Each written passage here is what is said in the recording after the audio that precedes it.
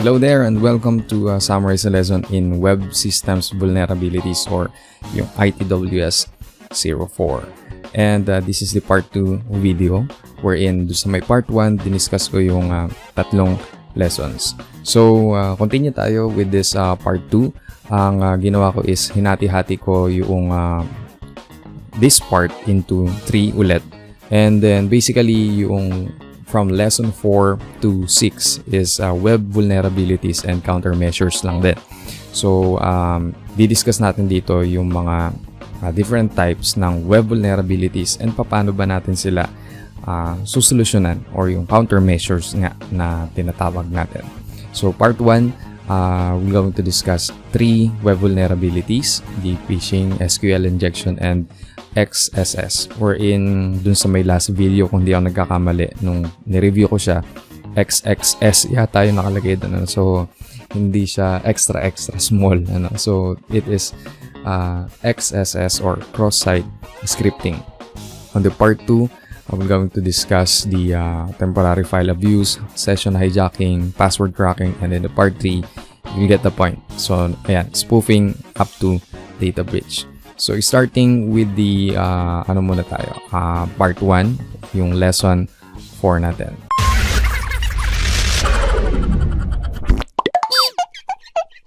So, we're going to discuss first the phishing. Phishing is a non-legit email or link or a website, particularly yung nakalink na website, that takes the victim's sensitive personal information. So, what are those sensitive personal information like credit card, bank account, social security members, or other sensitive personal information like username and password. So basically, meron different types ang phishing. So dyan pumapasok si spear phishing, whale phishing, deceptive phishing, farming, and dropbox phishing. So unahin muna natin si spear phishing. Spear phishing is one of the common types of phishing attacks that are done by sending an email or a particular targeted to a particular targeted individual. The attackers generally steals users' information from social media sites like LinkedIn, Facebook. Okay, so they are using fake accounts. Okay, na isinesend nila through email o di kaya kumbaga parang sinasabi nila na sila ay legit na users from that social media, and then the attackers will send an email na akala natin legitimate yung email na yun, but hindi natin alam na meron pala siyang nakapasok sa loob. So, I'm going to give here an example. So, I have here, yan, so, buksan natin. So, in my, this is my email, okay, so, under spam. So, mapapansin niyo dito, meron tayo dito, ito, pinuksan ko siya actually, tinignan ko. So, but, okay, so, I'm not going to click this report the user or yes, me. Okay, so because ito po ay it can be, it is possible na merong mapupuntahan dito na phishing site. Okay, so nakita niyo kapag hinover ko siya, so meron tayo ditong makikita niyo dun sa may link na nakalagay dun sa may baba, So ang daming nakalagay, expert@handphonetips.org.uk, mobile phone promotephone.com. Facebook team yung nagme-message sa akin. And then, alam ko na phishing yung ginagawa na to or spam talaga tong message na to. It is because I am not using this email on my Facebook account. So, kumbaga meron akong isang email na yun yung ginagamit ko for my Facebook. So, since then, alam ko na hindi nakalink yung aking Facebook dito. Kaya, it is impossible na a user log into your Facebook. Kumbaga, nag-notify sa akin si Facebook dito sa email ko na may nag-login daw dun sa may Facebook ko. Wala naman or hindi naman ito yung ginagamit kong email. So, dapat ang makareceive ng email is yung another email ko, hindi ito. So basically, so they are injecting some code in here or some links na kapag click ko to is mapupunta ako dun sa isang phishing site or they can steal information out of it. So, ito yung tinatawag natin na spear phishing. So, they are linking social media accounts or something like that para makakuha sila ng information. So, the next one is the whale phishing. So, a technique or trick big targets like organization and companies for stealing their confidential data. So, basically, etong whale phishing is mas tina-target nila yung massive or mas malalaking company. Kasi yung kanina, si spear phishing is, ang tina-target lang niya is individual. So, in this phishing, kind of phishing is mas nakafocus sila dun sa organization and companies.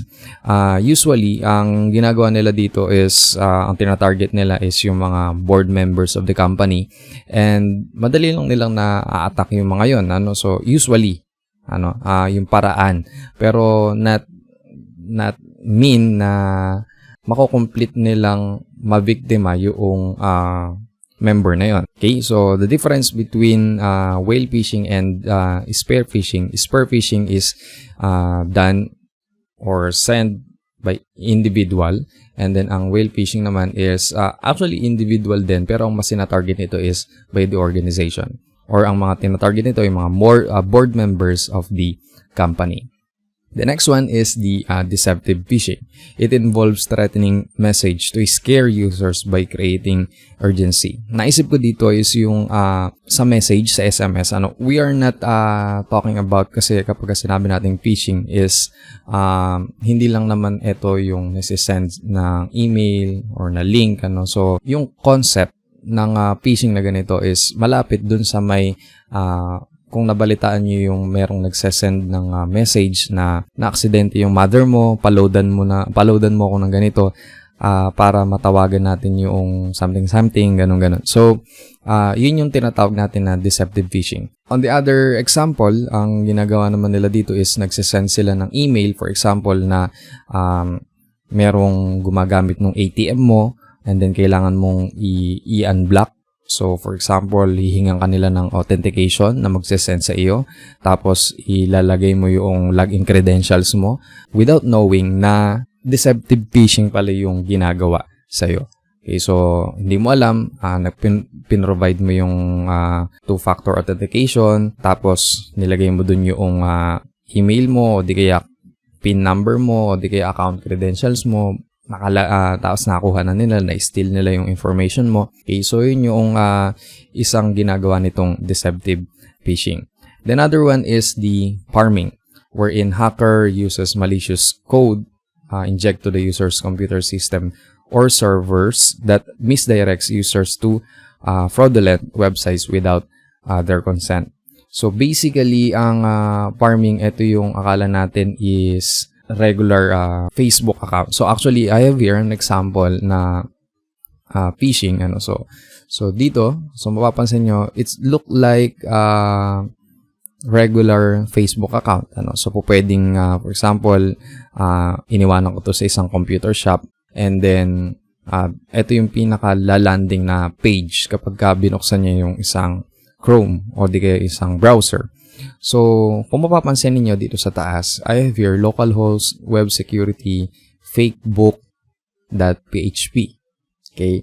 So, actually, it is a copy. Yung nakikita nyo na yan? It is a copy website wherein kinopya ko lang yung mga codes. Okay? And then, ito, mapapansin nyo yung mga functionality, yung mga hyperlink. Ayan. So, kuhang-kuha yung original. But, kapag, for example, naglagay ako dito ng, let's say, hello as my login or username, and then world for password. And then, when I click login, so, meron akong ginawang code dito sa PHP wherein kapag kinlik ko yung login is masasave sa database yung username and then yung password dun sa may localhost PHP, my admin. And then, with that, I steal the information nung nagla-login. Diba? So, ito yung example nung tinatawag natin na farming. So, akala natin it is a regular website but it is not. So, ayun. Anong ang pinaka-countermeasure natin pagdating dito? So, you must have take a look dun sa may mga web address na pinupuntahan mo. Or it is much better na ikaw mismo yung mag-type dun sa may web address para mas nakaka-secure ka, and then check mo mabuti kung legitimate ba yung address na ibinibigay sa'yo bago ka mag-provide ng username and then password or yung mga login credentials mo. So, and then the last one, we have the Dropbox phishing. Okay, so actually, Dropbox phishing, some phishers do not use baiting to deceive their targets. Instead, they send attack emails or individuals or companies, katulad ng nasabi natin kanina, no? They are generally use common popular sites like Dropbox to target the users. Kumbaga parang may magsasend sa email mo na Dropbox o di kaya Google Drive, and then magla-login ka doon, ano? So without knowing na yung pagka nag-login ka pala doon is parang yung pinakita kong Facebook kanina na masasave pala sa email ng attacker or masasend sa email ng attacker yung username na itinype mo and then yung password. So basically ganun yung ginagawa ng mga phishing. So kumbaga nagkaroon lang siya ng different types based dun sa may kung sino-sino yung tina-target nila or yung most interest ng attackers when it comes sa paggawa ng ganitong kind of attacks. So, how to prevent phishing? Nabanggit ko din kanina yung isang countermeasure wherein i-check mo mabuti yung web link mo. So, apart from that, so you must lock down your browser with pop-up and phishing blockers. So usually ito yung mga yan, ano, kapag may mga nagpa-pop up na yan, ano. So usually kapag nagpupunta ka sa mga porn sites, ayan. So basically lumalabas yung mga pop up na yan, and then akala natin advertisement lang siya. Akala natin na kapag nagda-download tayo ng ganito, nagto-torrenting tayo, ano. So hindi natin alam na yung palang mga ikiniklik natin is delikado na. Okay, so mag-iingat kayo dun sa mga pop-ups na yan. So next one is the use multi-factor authentication where possible. So sabi ko nga kanina, no, bago ma-steal, para mas bago ma-steal ni attacker yung iyong login credential, you can use multi-factor authentication wherein hindi nila basta-basta ma-access lang yung username and password nang walang code na isa-send sa'yo. Ano, so, syempre, mag-iingat ka din na baka wag mo ipamimigay yung multi-factor or yung code authentication na isinend sa'yo. Kasi, yun lang yung magiging reason para ma-attack ka nila kapag pati yun ay naibigay mo or na-provide mo dun sa may attacker. So, number 3 is configure your email provider's spam filter for maximum effectiveness. So, usually, may mga settings tayo based or different settings na makikita. Depende kung anong email or email services yung ginagawa or ginagamit mo. So, basically, you should configure your email provider's spam filters para, sabi nga natin, to have a maximum effectiveness ng pag-filter out ng mga katulad ng mga spam na ipinakita ko kanina. So, the next one, the next attack is the SQL injection, wherein code injection, or it is also known as code injection technique, used to target data-driven applications. So, kapag sinabi natin na data-driven applications, ito yung mga gumagamit ng data or nag-i-store ng mga data na applications. So, basically, most of the applications now and then is using data-driven applications. So, nag-i-store tayo ng mga data. Even sa games, diba? So, nagpo-provide tayo ng username, ng profile natin. So, na-i-store siya sa database. So, where malicious SQL statements, okay, or yung structured query language natin, are inserted into data entry field for execution. So, SQL injections allow attackers to spoof identities, exploit existing data, trigger reputation problems such as voiding transaction or changing balances, and allow full disclosure of all data on the network.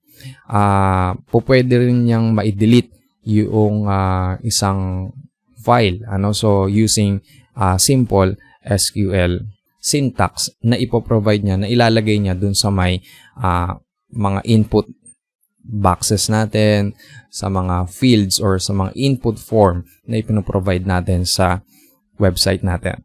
So, how to prevent this SQL injection?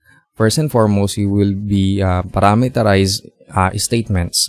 So, basically, ito kapag nagpo-program ka, so yung mga parameter mo, kailangan make it sure na tama, and then hindi lang yung basta-basta hinulaan yung mga inilalagay mong parameters. Kasi kuminsan, kapag hinuhulaan lang natin, nagta-trial and error tayo, and then nakalimutan natin na burahin yung code na yon, pwedeng maging gateway ng attacker yon para ma-attack niya yung ating web application.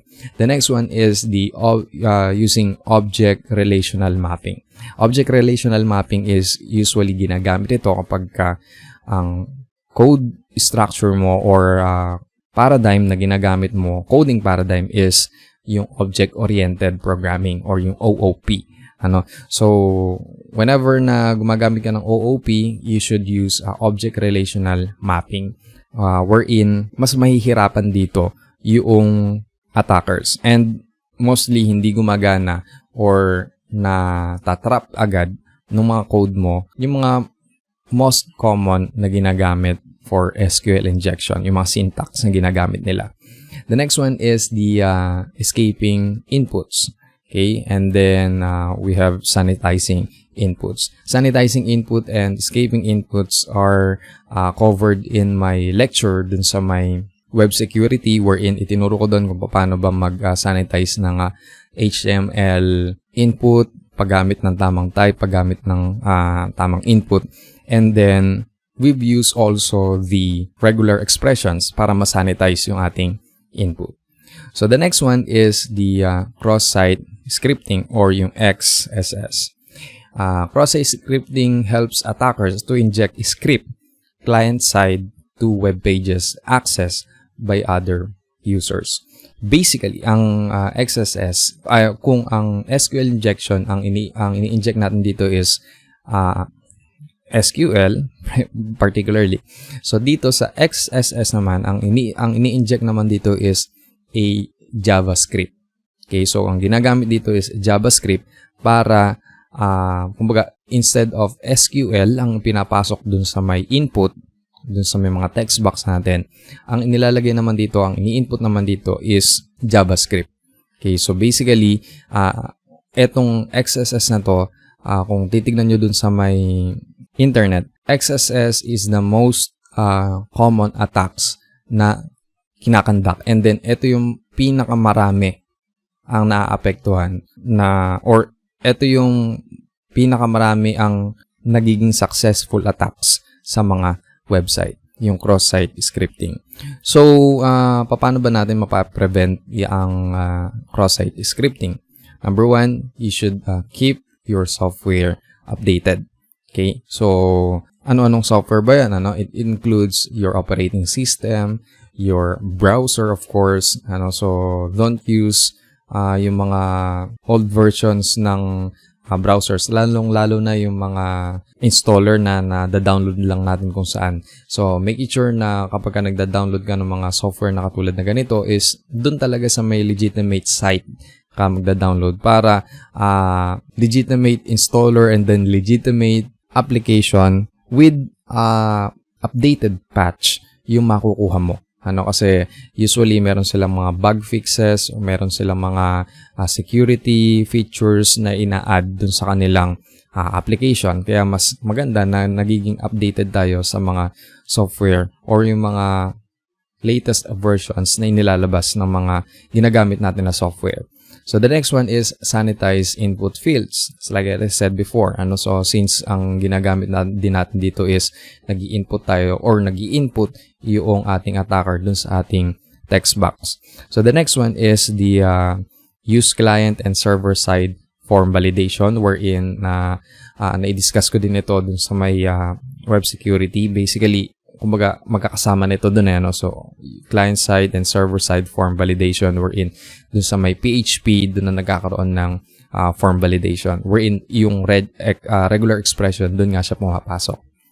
So use web application firewall. Okay, so install web application firewall for you to have an additional security pagdating dito sa cross-site scripting. Okay, so that is the end of the part 1. Pasok na kagad tayo dito sa may lesson 5 natin, wherein yung continuation lang din ng mga web vulnerabilities and countermeasures. As I said, ang pag-uusapan natin lahat dito sa buong video na ito is about web vulnerabilities and countermeasures. Kumbaga na hati-hati lang siya sa tatlo. Okay, so the next one is the temporary file abuse. Temporary files are perfectly capable of containing some of the most private information on your computer. Basically, so I'm going to have here an example. So, run natin. I have here run. So, type natin yung percentage and then temp. Okay. And then, click natin yung OK. Now, eto ngayon yung ating temporary files. So, as you can see, whenever na meron kang in-open na application dito sa ating local computer, so ayan, or even na kapag ka nagbubukas ka ng isang website or ng isang browser, so meron tayong mga temporary files na binubuksan or merong ginagawang temporary files si application. For example, kapag ka nagbukas tayo ng Microsoft Word, merong mga mapupunta ditong Word or mga files na may relation dun kay Microsoft Word. Kapag ka nagbukas tayo ng browser, merong mga files na hindi po pwedeng ma-delete dito sa ating temporary files kasi ginagamit ng ating browser para mag-run siya effectively. Okay, so ngayon, dyan pumapasok yung tinatawag natin na temporary file abuse, wherein si attacker, ang ginagawa ni attacker is they are stealing the temporary file information. No, it can be with the use of file transfer protocol or yung using get function dun sa may PHP, yung pinakita natin, yung kinukuha niya yung mga information dun sa may input field and then inilalagay niya dun sa may ibabaw ng web address.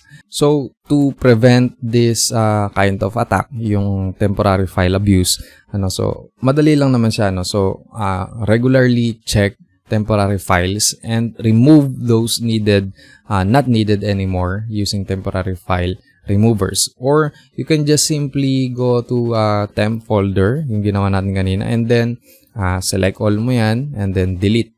Okay, so are you sure you want to move this on your recycle bin? So yes lang. Okay, and then ayan siya, magdi-delete na siya. So basically kapag ganyan, since ayan so hindi natin po pwedeng i-delete si cam recorder 0. This is a great example kasi I'm using now Camtasia recorder to record this screen. So basically hindi ko siya po pwedeng i-delete. Okay, so merong information dito sa loob ni cam recorder na it can be na kapag pwedeng maging useful kay attacker. Okay, so imagine mo kung ang naka-store dito sa ating temporary file is, for example, yung mga login credential mo using file transfer protocol. As I said, pwede nilang i-steal yung mga temporary files na yan and then gamitin nila para ma-attack ikaw. So, pag ganyan, so you're going to skip it and then, or check this, do this for all current items and then skip mo lang para hindi ma-delete yung mga ibang ginagamit na temporary files. So, you need permission. Okay, so, cancel. And then, safe naman siyang safe namang ma-delete yung mga yun. Kasi, whenever na mag-open ka ng application again, they will going to create temporary files and then store in this location.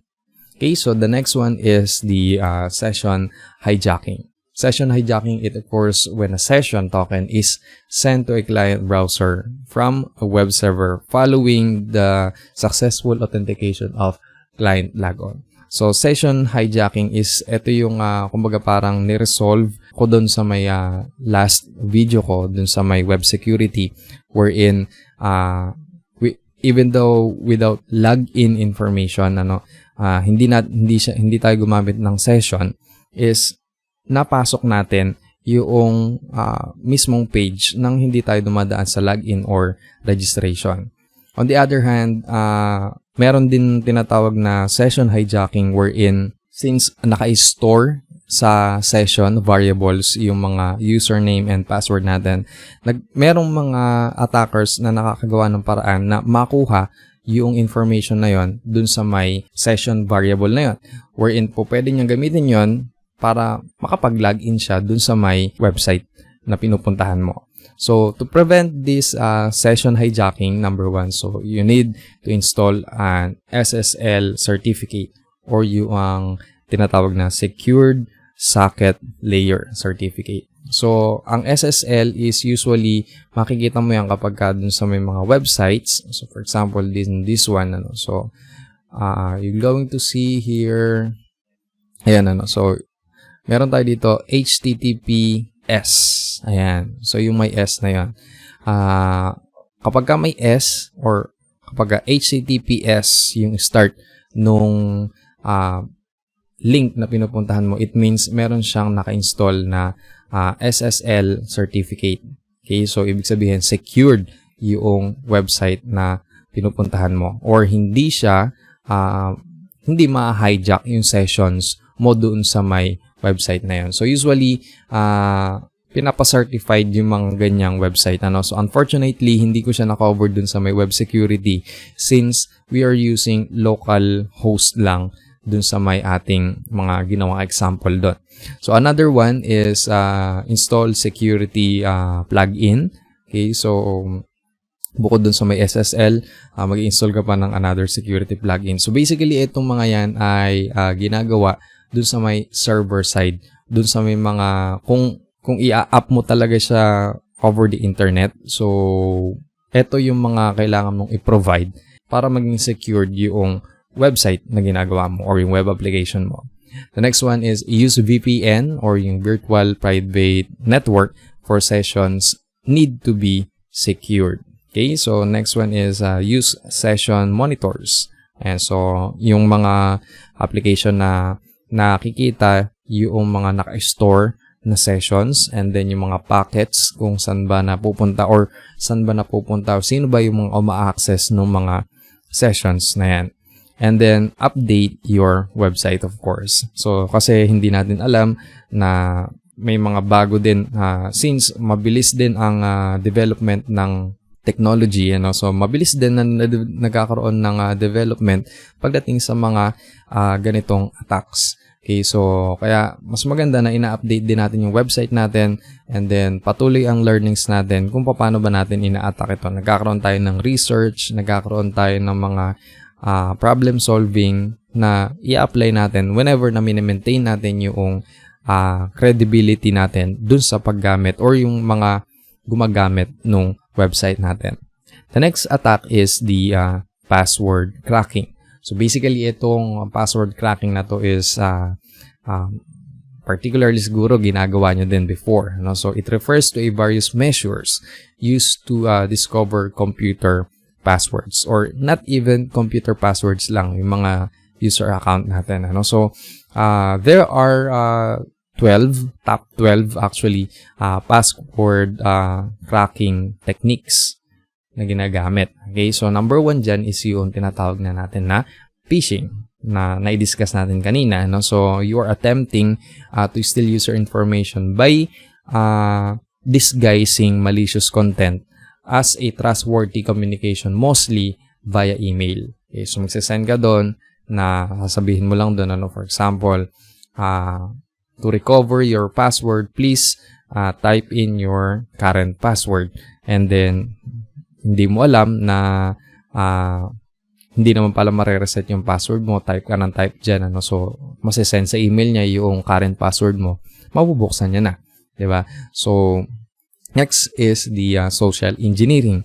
Ito yung mga akala natin na sa mga Facebook, sa mga social media, akala natin dito tinatanong lang yung birthday natin, tinatanong lang yung favorite color natin, kung ano ba yung kulay ng suot natin ngayon. Ano? So usually, yung mga yan is linked to our personality, and some of our personal or private data is nililink natin dun sa may personal information na kinukuha dun sa mga information na nakikita natin or yung mga kino-comment natin dun sa mga post na yun. Nung unang-unang gumawa ka ng email mo or ng password mo is basically malaki yung percentage na ang gagawin mong password mo is yung birthday mo or merong year ng birthday mo. Sabihin na natin bali-baligtad naman yung ginawa mo. Ano? So pero nandun pa din yung content na yon. And then kumbaga kung ako si attacker, mas mapapaliit ngayon yung scope ng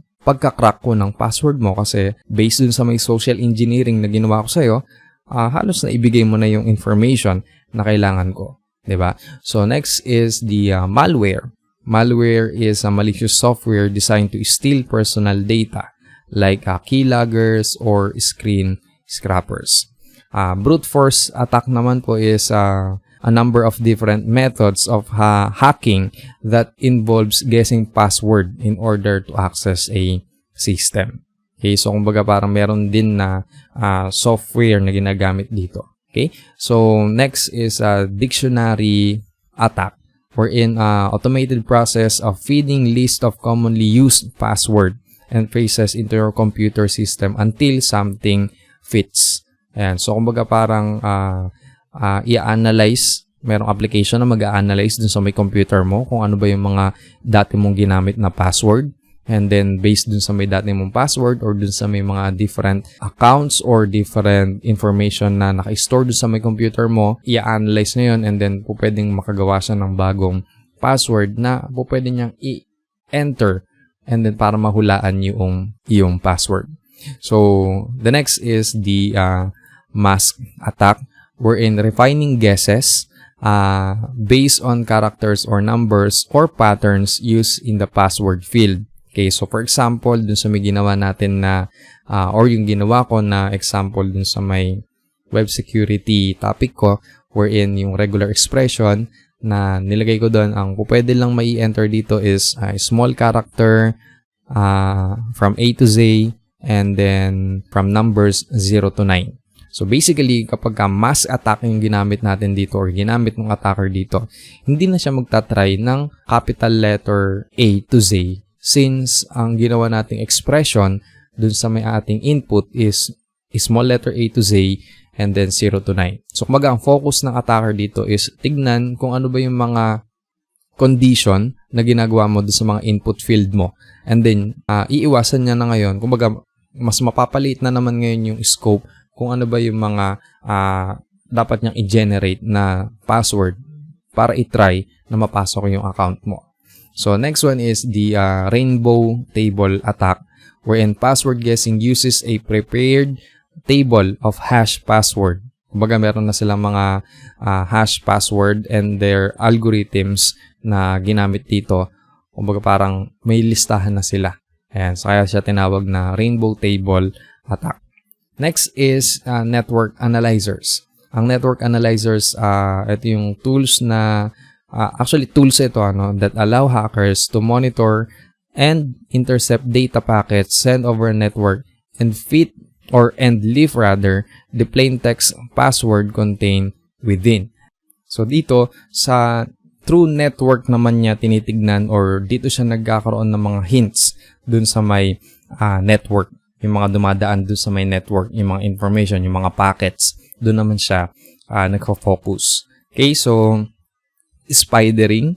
Okay, ang spidering naman po is a password hacking method wherein you leverage the fact that most organizations use password containing some company information. So, kumbaga, for example, itong email na to, since nakalagay dito is, kunyari, Angelito Conanan Jr. at neust-cict.edu.ph. For example, yung email ko. So, pagka spidering, di ba, sa spidering, yung gagamba, yung sapot niya, okay, so yung web links niya, based dun sa may neust.edu.ph, okay, so pwede siya magkaroon ng idea na, it can be that his or her password is linked dun sa may neust. Next is the offline cracking, wherein you will going to attempt, or the attackers attempt to recover one or more than passwords from your password storage, yung mga dati mo ng mga password, and then gagamitin nila sa ibang system. Kasi 'di ba, hindi nawawala sa atin na kapag ginamit ko ngayon yung password ko, for example, ang password ko dito is 12345678990 dito sa my Facebook. Para hindi ko siya makalimutan, ang gagawin ko kapag nag-login ako sa Gmail, ang gagamitin kong password rather is yung ginagamit kong password for Facebook, di ba? So, using offline tracking is pwede siya magkaroon ng hint kung ano ba yung mga pwede mong password sa mga different types of account. Okay, so syempre hindi lang sa my Facebook, hindi lang naman sa Google or Gmail, from any other sites na gumagamit ng mga login credentials or any applications. So next is the shoulder surfing, wherein hackers disguising themselves in order to gain access to company sites and quite literally look over the shoulders of employees to grab sensitive documents and passwords. So kumbaga ito yung literal na sisilip dun sa may empleyado. For example, magla-login ka, for example, ma'am, pwedeng pa-login po tayo dito sa ganito, pero hindi mo alam na hindi mo alam na sinisilip ka pala nung attacker na to, So, ito yung literal na password cracking. And then lastly, guessing. Okay, so if all other things fail, so a hacker can always try and guess a password. Basically, ito talaga yung unang-unang ginagawa. So, kumbaga parang apart from phishing hanggang doon sa may shoulder surfing, whenever na gusto mong pumasok or merong na-provide sa'yo na username and then walang nakalagay na password. So, the first thing that you will going to do is to guess. Okay, so etong password cracking na to, mga kapatid, is hindi naman siya usually intended for attackers lang. So, minsan ginagamit din natin ito, lalong-lalo na kapag, for example, in personal, ay nakalimutan natin yung password natin. So, we can use this top 12 techniques na po pwede natin gawin. Siyempre, of course, you cannot shoulder surfing yourself, kasi siyempre, alam mo naman na ikaw yung nakalimot yan if it's personal. So, to prevent this password cracking, number one, you should create password policies. Should be hidden from others. Kumbaga, yung mga admin lang yung dapat na nakakaalam nito or yung mga authorized person. Okay, para hindi natin nakakalimutan yung mga password natin. Ito yung kailangan natin. You should create password policies. Next one is use strong password for all your account types. So, wag dahil, for example, panggawa ko lang ng Schoology, panggawa ko lang ng ganito, panggawa ko lang naman dito, isang semester ko lang naman siya gagamitin. For you as a student, syempre, di ba? You should have a strong password pa din. So, kumbaga, gawin natin tong habit, yung paggawa or paggamit ng mga strong password. Wag naman yung sobrang strong na talagang pati ikaw, after a few seconds lang nakalimutan mo na. So, the next is apply lockout policies to end-user account to be limit the number of retry attempts that can be used in guessing user passwords. So, for example, kapag nakalimang attempt na siya ng paghuhulan password, kumbaga malalock na yung account niya. So, basically, they are using 24 hours para makapag-login ka ulit. Parang dun sa may ATM, di ba? Pagka nakalimutan mo yung, or naka 3 attempts ka na, so malalock or kakainin yata yung card mo. Okay, so kumbaga meron kang gagawin na ganun sa mga systems mo. So, do not use default account names and rename standard account such as the administrator account. Diba? Meron nga kayo makikita ng memes ngayon, diba, na parang yung lalaki meron siyang face mask pero butas-butas yung face mask niya. Tapos may nakalagay na meme dun sa itaas, username, admin, password, admin. Diba? So, yung mga default na account names and password natin na yan, so you should configure them para mas maging secured yung inyong account and then yung mga password ninyo. And the last one is track and review failed logins for patterns of password hacking attempts. every time na nagda-try silang mag-login, meron kang parang logs na makikita doon kung ano ba yung mga tinatry nila.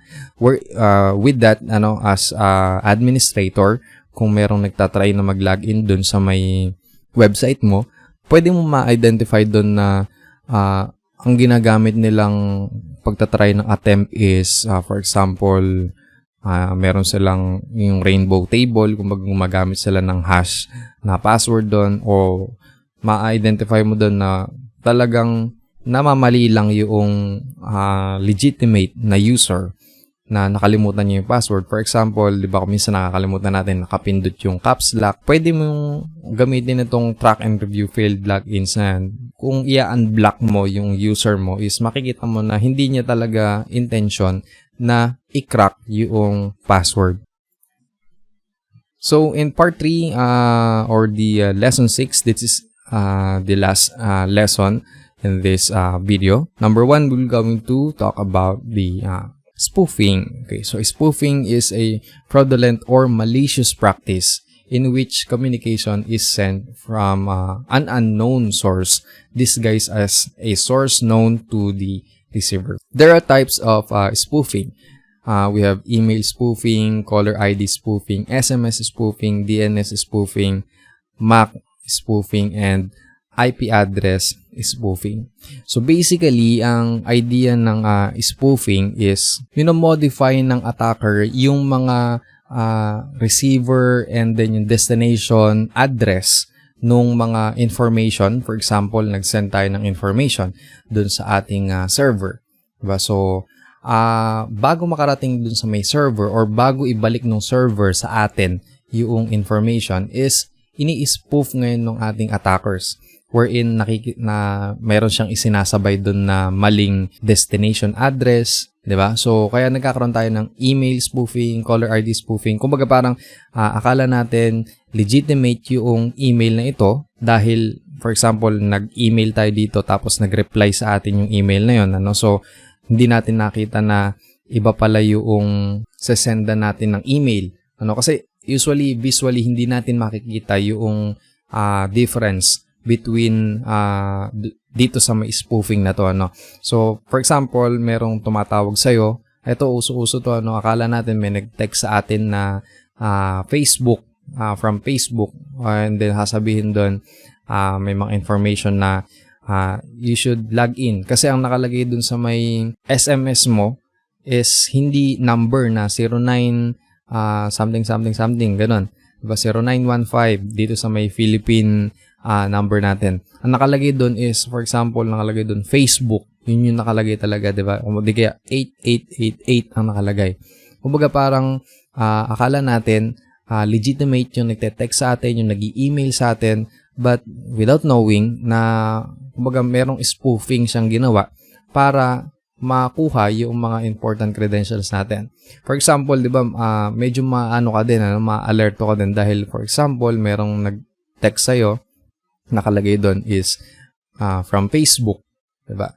So, hindi mo siya mapagkakamalan na number lang kasi kapag ang nag-text sa atin, yung usong-usong text din ngayon na kapag from attorney, ganito, tapos meron pa silang mga number na kung ano-ano dyan, di ba? Kapag ganun lang yung mga ginawa nila or ganun yung mga nag-send sa'yo, alam mong scam di ba? Kasi nakalagay doon hindi, kumbaga usual na number lang, 0912345678, nakalagay na ganun. So, pero kapag nakalagay doon, for example, is from ATM, o di kaya from Facebook, from Google, nakalagay na ganun, di ba? Medyo, ka din, mapag-iisip ka ba? Legit ba to or hindi? Okay, so, to prevent yung mga spoofing na ganyan, So, number 1, you should have strong authentication. Okay, bukod dun sa may password mo, na, for example, na ibigay mo sa kanila yung password mo, So, meron kang authentication na bago nila magamit yung password na yun, is meron pang another code na manggagaling talaga sa'yo. Okay, so do not store secrets in plain text. Okay, next one is do not transfer the credentials over the wire in plain text. Ayan, so keep authentication cookies safe with secured socket layers or yung SSL na tinukoy natin kanina. Okay, refrain from visiting sites not using HTTPS. Ayan. So, pagka HTTP ang mga pinuntahan mo, usually kapag sa default ng Google Chrome is hindi napapasok yung site na yun kapag walang S. Ayan. Kumbaga, kailangan mo siyang i-configure pa bago mo mapasok. So, yun yung mga kagandahan kapag nag-update ka ng mga browser mo or ng software mo na tinukoy natin kanina. So, enable spam filters, refrain from clicking links or opening email attachments. Okay lang i-open mo yung mismong email, yung para mabasa mo siya, no? But clicking on those links or buttons sa mga mo or mga attachment, may mga ida-download ka, lalong-lalo na kung hindi mo kilala yung nag-email sa'yo, not personally attached or merong relation dun sa may trabaho mo, is huwag mo i-click. Okay? Make file extensions visible. Ayan. So, I can do a demo dito sa natin kung paano ba natin makikita yung mga file extension. As you can see, meron tayo dito. Log and .log. Nakikita yung mga file extensions na ginagamit ko. So, let's say for example, let's take a look dito sa desktop. So, makikita nyo dyan. Ito. Ayan. neust, wait lang. Oops. Okay. So, neust_logo 1.png. Yan, nakikita natin. So, importante na nakikita natin yung mga extension file natin. Kasi hindi natin alam na baka mamaya Visual Studio Script pala yan. O di kaya batch file pala yung natin. Akala natin picture. Pala icon niya lang yun. Kapag kaklik natin, mag-open yung command prompt. Tapos merong merong code behind dito sa may akala natin na picture. So, para ma-turn on yung yung mga file extension na yan, you can go in this or you can open any file explorer and then go to view. Ayan, view. And then meron dito file name. Check nyo lang yung file name extensions. So, kapag hindi naka-check yan, ayan, so wala makikita nyo ngayon, walang .png yung ating neust logo. Kapag naka-check yung file name extensions, ayan, so meron siyang PNG. Now, I know that this is PNG format. Malalaman ko ngayon na ito ay picture. Kapag binuksan ko to, it is a legitimate picture. And then, picture talaga yung lalabas. Katulad niyan. Okay?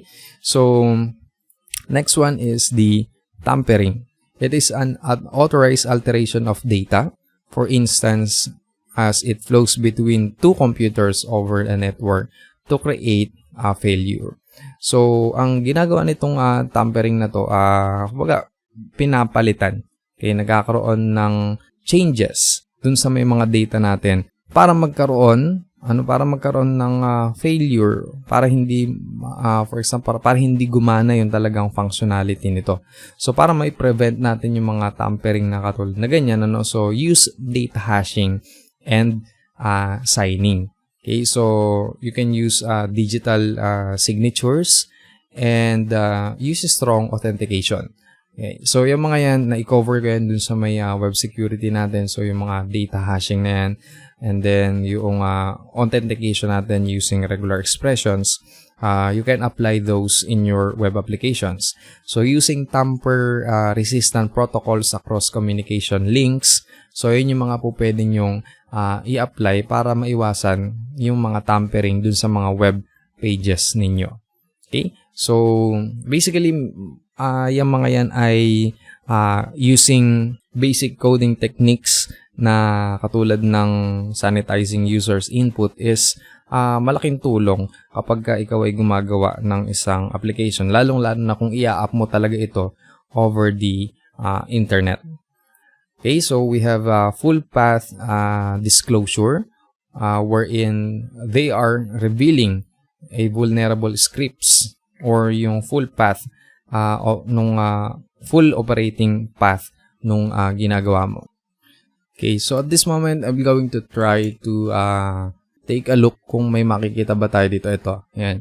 Example nitong full path disclosure. Okay, so ito, versions. Ayan, yung sinasabi natin na full path. So ngayon, nakikita nyo ngayon, meron under the localhost tangent versions. Meron tayong mga folders. Okay, so you can go to parent directory. Ayan, so makikita nyo versions. Kita mo yung path niya, no? So inside that, meron pang tangent na ganyan. And then, nakikita mo yung nakikita mo yung mismong parent directory. So, napakadelikado niya kapag ganyan, ano? Kasi, makikita mo kung saan ba naka-store yung mga files na yan or saan ba naka-store yung code mo. Diba? So, wherein kapag ganyan, pwedeng magkaroon ng remote access, pwedeng gumamit ng remote access si attacker, and then, puntahan niya ngayon yan, and then, i-modify niya ngayon yung mga codes mo na ginawa mo, for example, dun sa may pag login mo, pwede niyang i-modify yung code doon na kahit na wala siyang ilagay na username and password, makakapag login siya, tapos rekta kagad ng admin, So, para maiwasan natin ang full fat disclosure, tinatawag natin yan, you should turn off error reporting within your server. Okay, so another one is use regular expressions to disable error message. Ayan, so again, so nabanggit na naman si regex, so si regular expressions. Again, by doing those very simple tricks na pwede nyo gamitin sa mga websites ninyo is malaking tulong for starters whenever that you're developing a web application. So next one is we have the memory corruption and buffer overflow. Okay, so when a program or process tries to store more data in a buffer or temporary data storage area.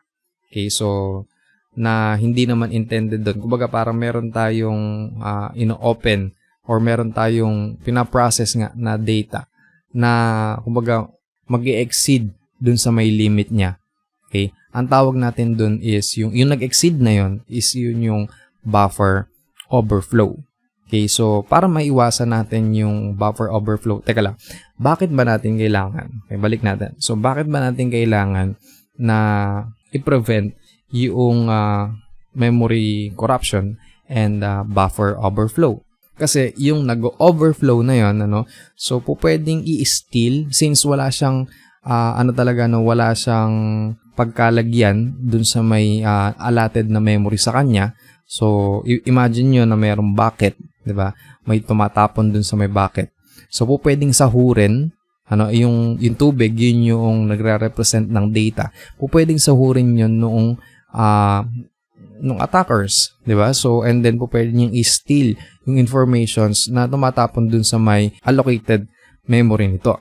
Okay, so basically, para natin yan, may prevent natin yung mga buffer overflow is, number one, you should have an input validation. So, you will going to handle strings safely and maintain code quality. Okay, yung mga paggamit natin ng mga variables or yung mga pag-i-store natin sa mga variables tapos hindi natin ginagamit or yung sa mga coding techniques natin na akala natin okay lang yung ganito, So, for example, sa sessions, di ba, nag-session start kayo, and then, hindi nyo naman dinidestroy o hindi naman ina-unset yung session ninyo. Nag-open kayo ng MySQL, nag-start kayo ng sessions nyo sa SQL, and then, hindi nyo i-close yung SQL ninyo. So, pwedeng magkaroon ng mga buffer overflows dyan, So, for example, yung paggamit ninyo ng mga variables nga, as I said kanina, yung mga global variables, kumbaga masyado nyo silang na-overuse. Ayan. So, pwede magkaroon ng buffer overflow. It's possible. And for our last web vulnerability and countermeasure is the data breach. Data breach is the deliberate or accidental release into an untrusted environment of sensitive information. Or in other words, sabi natin, for this phenomenon, include unintentional information disclosure. Ito yung tinatawag natin na data leak o di kaya yung data spill. Okay, so for example, data breaches may include financial information such as credit card or bank numbers, personal information, 'di ba, yung mga user account. Ayan. So, katulad ng mga nabanggit natin sa nakaraang video, yung mga data breach na pinakita natin from Canva, Yahoo, 'di ba, yung mga diniscuss natin na 'yon. Nagkaroon ng accidental release. Accidental, and the word is accidental or deliberate release ng mga information na 'yon. So na po pwedeng ma-steal ng mga attackers. 'Di ba? So lalong-lalo na diyan kapag na-steal yung mga credit card information. Yan, delikado yan. So para ma-prevent natin ang data breach, number 1, you will going to have a strong password policy. You're going to have a two-factor authentication or 2FA and multi-factor authentication. So you will going to conduct also physical security practices dun sa opisina mo, dun sa may company or organization. And then monitoring user activity. And lastly, you will going to have an endpoint security. Ayan. So, yan yung mga gagamitin mo or yan yung mga paraan natin para maiwasan natin yung mga data breach. Okay? So, that is all of the lessons or topics na kinover natin dito sa ating part 2 video. And maraming salamat sa inyong pakikinig and hoping to see you very soon. As much as possible nga is in physical para we know that this pandemic will end very soon. So maraming salamat ulit sa inyo and God bless everyone.